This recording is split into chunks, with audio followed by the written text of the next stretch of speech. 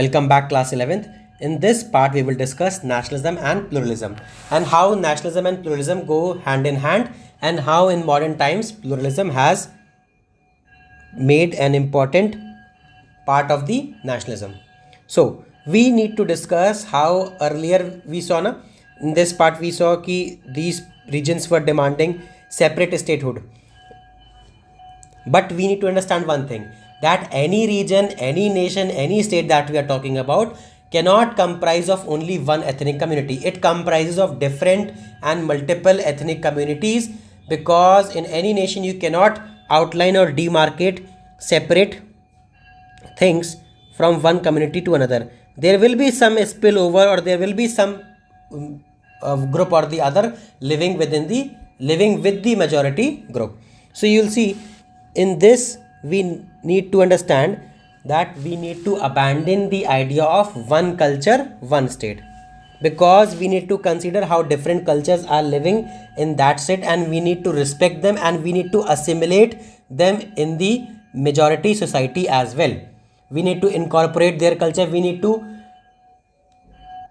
understand their contribution towards the majority culture. So you'll see in today's world, every state or the other has some of the measures for recognizing and protecting the identity of a cultural minority. In any state you go, you will find there are some constitutional provisions, there are some laws which grant minorities some rights so that they can preserve their culture, they can safeguard their culture. The same is the case with Indian Constitution. Indian Constitution has some rights for minorities, and I'm talking about religious minorities, I'm talking about linguistic minorities and cultural minorities as well. So all these group of minorities have some constitutional provisions, safeguards mentioned in the Indian Constitution, because it is important to contribute it is important to understand their contribution in Indian society as well. We cannot exclusively say that Indian nationalism was part of only majority culture, because each and every body was involved when India was to attain independence, whether a Hindu, a Muslim, a Sikh or Christian or a tribesman, anyone and everyone was involved. So granting them these provisions and safeguards make a way for their assimilation in the majority culture. We also have provisions for these communities to represent them in the legislature. For example, if you see, we don't have separate electorate system, which was earlier introduced in the British times. This means that we don't have seats fixed for Hindus, we don't have seats fixed for Muslims. We have general seats. We have seats where a Hindu person can also contest an election, where a Muslim person can also contest an election, where a person from scheduled tribe, scheduled caste, woman, man, anybody can contest an election. This is so that they are treated at par, at equality with other people as well. And also we have given them some minority rights, like establishing an education institution. So establishing these educational institutions give them protection for safeguarding their culture, their language and their history, otherwise which would have been very difficult to preserve. And by granting these constitutional provisions, we give them right, yes, this is your fundamental right and you can protect your culture, you can protect your language, and nobody will stop you from doing so. And some people might say that this is a kind of discrimination towards the majority community. No, it is not. It is not a discrimination towards majority community, because when we give someone a safeguard, when we give someone a reservation or protection of these kind, we are trying to level them up at par with majority community. Because let's consider this an example. For example, people say reservation is not good because SCs and STs are given due importance and general seats are taken away. Okay, now consider this as an example. Reservation is given to SCs and STs because still there are group of people who belonging to SCs and STs and also from the other caste as well. I'm not saying that upper caste, all everybody in upper caste is well off and they are well educated. No, this is not the case. There are people who belong to upper caste but still they are very poor and very much illiterate. So you will, or uneducated is the right term, not illiterate, uneducated is the right term. So you can see कि these kind of reservations are given so that this community as a whole who has suffered a lot, who has suffered in the past, can be given an equal platform to represent themselves. So they are given equal platform in the form of reservations. So these reservations are justified because they provide equal treatment and protection for their members. Otherwise, it would have been very difficult for them to raise themselves from the social ostracities and other things. So giving them rights and including minority communities culture, what does it mean? It means that national identity is to be defined in a way which is inclusive and which also recognizes the importance and contribution of different cultures present in that nation, है ना. We need to identify, we need to क्या कहते हैं, we need to recognize, we need to value the contribution that each and everybody belonging to this great nation of India has contributed towards its freedom when fighting with the. So people from each and every community has contributed towards India's independence. So we need to recognize this and we need to assimilate them into the major culture. But it has created some problematic situations for states as well. As you provide some groups with protection, there will be group of people from that particular group or from the other group who will have some parochial views and will try to advance their interests. For example, if you give a group of people some rights, so people will be happy, but from that group there are few people who will try to further their interest of dividing the nation, है ना, demanding for separate statehood. So these kind of situations have also arise, and this has led to the situation of conflict in nations, that people from some community are saying that we want separate statehood for our country, for our region, as you have demanded from the British. So this cannot be done, because if we provide one group or one faction with this, we fulfill their demand, so it will lead to a chaotic situation that other people will also start demanding similar things, and then in no time India will be divided into many smaller parts. So for controlling these groups, we need to assimilate them into major culture, we need to listen to their demands, and accordingly if we can make any adjustments, we do so, है ना. For example, in the northeastern India, we have given states autonomous provisions so that they can control the tribal lands which they have been controlling from the past many centuries. So in a way, we gave them freedom to manage their own affairs. This helped in assimilating them with the majority of the India, है ना. We satisfied their demands, so now they will also not try to demand separate statehood from India, which will lead to pacification and subdue of this clash of interests. So this means that considerable generosity and skill is needed for countries to be able to deal with such demands in a democratic manner. That is what I am saying, na, कि we need to address these demands in a democratic way. We need to listen to them. We need to provide them a feasible scenario that this can happen and this is not going to happen. So you need to understand and you need to bargain in a way that everybody is happy and everybody's demand is met. And national security, national identity is not compromised, keeping in mind with these demands. So, to sum up, the right of national self-determination was often understood to include the right to independent statehood for nationalities.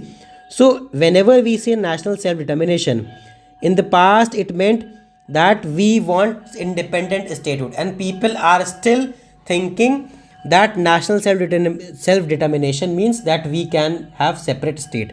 But it is impossible to grant each and every group their separate state, because it will create multiple groups and multiple factions within a group, है ना. if we divide this nation into this many parts, then within this group people will demand separate parts, then within this group they will demand separate parts, so it will keep on expanding and there will be no stopping to these separation and these partitions and divisions of a nation.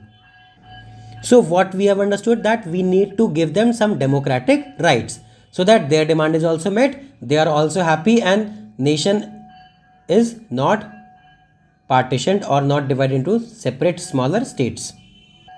And also we can say that if we live in a present, we live in 21st century, and 21st century you can see that nations are also willing to give some people identity. They are willing to give them some rights so that each and everybody is happy and they do not feel that they are being treated differently or they are being discriminated with. So all these things happen, and today we witness many struggles for the recognition of group identities, many of which employ the language of nationalism. So we see that group recognition of group identities, some people say we belong to a different group and we have separate set of identities. They use the language of nationalism. They are not saying that they are nationalists, they are saying we have different identities, so they are using they are using different words for the same meaning. So in a democratic society we can give them rights and we do give them rights, but we need to understand that there are no divisions, there are no violence, and there is not a threat to national security and sovereignty, because in doing so, if we give more rights that we bargained for, then we will create a situation which will backfire us in no time, है ना? If we say okay, this part of the country can maintain its own economic affairs and everything, so at some point of time the other part will also demand the same thing, and it will create a chaotic situation. For example, here it is given that a person may have identities based on gender, caste, religion, language, or region and may be proud of all of them. So this means that so long as each person feels that he or she can freely express the different dimensions of his or her personality, they may not need the field to make claims on the state for political recognition and concessions for any one identity. So this means that a person, for example, if I'm talking about myself or any of you, so we can say that we have identities based on gender, that I'm a male, you know, on caste I belong to this particular caste, on religion I belong to this religion, language I speak Hindi, English, or whatever language, or region I belong to northern part of India, I belong to southern part of India, I may belong to northeastern part of India, any part of India. So I may have all these encompassing identities and I am proud all of them. So if there is not a situation which hampers any one of these identities, na, if my any one identity, for example of gender identity, religious identity, language identity is not hampered, then I will not demand for separate rights and identities, because I know all my rights are being fulfilled by the state, all my identities are being recognized by the state, and all these identities are part of my political identity. That means political identity is satisfying my other identities. See, this may be a confusing topic. For example, I am saying political identity. This means that my all other identities are identities are subsumed within the political identity. So as a citizen, if my rights are being recognized, my other identities are also being recognized. If as a citizen some of my rights are not being recognized, then my some of the identities might not be recognized. So this is what I am saying. For example, if you say a Muslim person, a boy, a Muslim person, belonging to northern part of India, his gender identity is being recognized, his region identity is recognized. But if you say that there are no terms of equality for Muslims, so his religious identity may be affected. So he may demand some political protection for this. But if his all identities are safeguarded by the provisions of constitution, so he may not need to demand separate safeguards for his religious identity. So political identity, political recognition encompasses all these things. Sorry for the identity. I am continuously repeating, but when I say this na, so it becomes a repetitive pattern. Now, so all these things are recognized, and it would be dangerous if intolerant and homogenizing reforms of identity and nationalism are allowed to develop. So it means that if we try to encompass all these into one, you know, if we group gender, caste, religion, language into one, that no, only there is only upper caste, there is only lower caste, there is only Hindu religion, there is only Islam religion, there is only Christian and Sikh, and language only Hindi will be spoken in every part of the India, only English will be used. So all these would be dangerous if we make one aspect and impose it on the others, be it majority, be it minority. And this will be dangerous because it will develop tensions in the society, it will develop divisions in the society, which will further exacerbate the situations of violence, you know, intolerance, which will in the end lead to division of the states or situation of chaos and unrest in the country. So all these things I have tried to tell you from my own perspective. If there is any problem, kindly do comment so that I can take up in the another video. And sorry for the interruption by saying identity multiple times. If you feel if you have any suggestions for me so that I can improve my videos, I can improve my explanation, anything, so please do comment. I will try to improve for you with my kids, you know, you all are my children, so I will try to improve upon all those things. So thank you, have a nice day, thank you for bearing with me, and see you in next. The next topic will be secularism. Thank you.